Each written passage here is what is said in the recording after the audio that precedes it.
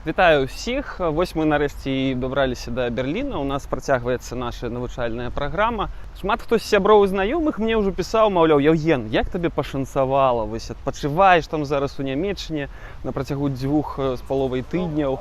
Насамрэч у нас досыць насычаная праграма, і гэта сапраўды адукацыйная праграма. Напрыклад, з 12 па 20 верасня у нас не было ніводнага вольнага дня. То бок кожны дзень з 9 гадзіны раніцы прыкладна да 18:30 до 19 у нас былі лекцыі, сустрэчы, воркшопы, трэнінгі, наведванне нейкіх устаноў. І гэта сапраўды быў пэўны такі стрэс-тэст для ўсіх нас. Таму вольнага часу, каб наведаць тыя ж самыя музеі альбо вольна схадзіць у крамы, не так шмат. Але тым не менш, усе веды, которые мы атрымліваем тут, нам калі-небудзь сапраўды спатрэбіцца і ўжо зараз пашыраюць нашыя гарызонты. Да, канешне, я абавязкова зраблю відэа наогул пра good governance, што гэта такое, з чым яго ядуць. Я паспрабую запісаць таксама невялічкае відэа аб тым, чым наогул жыве зараз Нямецчына, вось што абмяркоўваюць немцы, які ў іх навіны, якія тэмы іх хвалююць. Ну, у астатнім проста распавяду некалькі ўражанняў і цікавостак, якія мяне ўразілі ў горадзе. Спачатку вернемся трошкі да нашай адукацыйнай праграмы. У нас, напрыклад,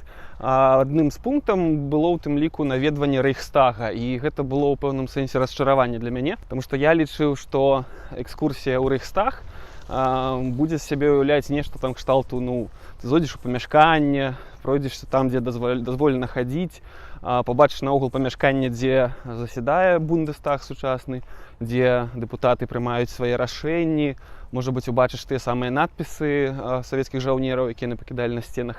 Але з надпісамі, напрыклад, такая гісторыя, што частку з іх, здаецца, дэмантавалі, калі рабілі апошнюю рэканструкцыю будынка і апошні рамонт. Унутры будынка ніякай асаблівай экскурсіі няма, і нягледзячы на досыць жорсткі догляд, які вы праходзіце на пачатку, уся экскурсія зводзіцца да таго, што вас проста падымаюць на дах Рэйхстага, і там фактычна акрамя купала, і нейкіх там краявідаў няма чаго глядзець. Так, купал Нормана Фостера, аднаго з самых таленавітых архітэктараў сусвету, ён, канешне, сапраўды ўражвае, прыгожа выглядае. Праўда, у той дзень, калі мы наведвалі Рэйхстаг, ён быў зачынены. Я не ведаю, ці там прыборка была, ці нейкі дробны рамонт.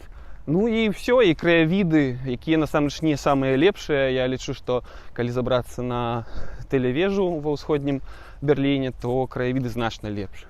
Яшчэ ў вочы на даху Рэйхстага кінулася таксама тое, што ва ўсходнім Берліне вось гэтую частку горада, якая была бліжэй да заходняга Берліна, спрабавалі прывесці ў парадак, спрабавалі ўсяляк прадэманстраваць, што сацыялістычны лад жыцця больш прагрэсіўны, лепшы для людзей, то бок там колькасць высотак сапраўды большая, высокіх такіх жылых, нейкіх адміністрацыйных будынкаў. Але насамрэч гэта ўсё было толькі вітрынай, і жыццё ў ГДР было не такім, зразумела, камфортным, якім можа падасца вось звонку. Яшчэ ў нас была паездка ў Потсдам, для гэтаму быў прысвечаны цэлы дзень. Мы ў яго адмыслова выбраліся на караблі, 4 гадзіны спускаліся па Шпрее, гэта галоўная рэчка, якая працякае ў Берліне. Гэтае падарожжа сапраўды было вельмі цікавым, але мы яго таксама сумяшчалі з тым, каб паразмаўляць з кіраўніком нашай адукацыйнай праграмы, прафесарам Ферхойгенам, пра самыя розныя пытанні еўрапейскай палітыкі, дыпламатыі. Але што распавядаць словамі, лепш проста паглядзіце, як гэта выглядала. Job in the city, working for the mayor every night and day, and I never lost a minute of sleep, worrying about the way things might have been. Big wheel will keep on turning, I'll never keep on going. Rolling, rolling, rolling on a river. Нягледзячы на дождж, мы дабраліся да Потсдама своечасова і наведалі ў тым ліку рэзідэнцыю, у якой праходзіла Потсдамская канферэнцыя ў 45-м годзе, калі самыя буйныя сусветныя дзяржавы вырашалі, наогул якому быць новаму палітычнаму парадку ва ўсім свеце. Дарэчы, сам Потсдам за апошнія гады ператварыўся ва ўлюбёнае месца для пражывання нямецкай эліты. Выклікана гэта тым, што гарадок знаходзіцца побач з Берлінам, і там вялізная колькасць паркаў і сапраўды прыгожых мясцінаў. Забыўся сказаць, дзе я зараз знаходжуся. Я блукаю па парку, які знаходзіцца ў цэнтры Берліна. Гэта Тiergarten, сад звяроў. Гэта сапраўды вельмі утульны парк, які любяць усе берлінцы. Тут заўжды вялізная колькасць людзей, якія выходзяць на прабежкі, вельмі шмат раварыстаў. Сюды таксама выбіраюцца са сваімі сем'ямі. На мясцовых газонах дазволена проста размясціцца, прынесці нейкі плед, нейкую коўдру, пасядзець з сябрамі. Адзінае, што да правілаў знаходжання тут, забаронена грыль, прыводзіць, ладзіць нейкія барбекю. У зімовы перыяд, калі тут нейкі галалёд ці снег, то ўся адказнасць на вас. Калі вы тут раптам паслізнецеся, зламаеце сабе нагу, то вы не зможаце потым кіраўніцтва Берліна абвінаваціць у тым, што яны тут штосьці не прыбралі. Яшчэ раварыстам забаронена ездзіць проста па зямлі, то бок толькі па сцяжынках, і ў выпадках канфліктаў з пешаходамі, то інтарэсы апошніх знаходзяцца на першым месцы. Іх спачатку трэба прапусціць і потым праехаць самастойна. То адрознівае падобныя паркі ў Нямецчыне і іншых еўрапейскіх гарадах вельмі часта ад нашых паркаў. Тут вы ніколі не ўбачыце асфальтавыя сцяжынкі альбо нейкія брукаванкі. Калі ёсць магчымасць, то старыя паркі сапраўды у іх сцежкі пасыпаныя жвірам альбо проста такія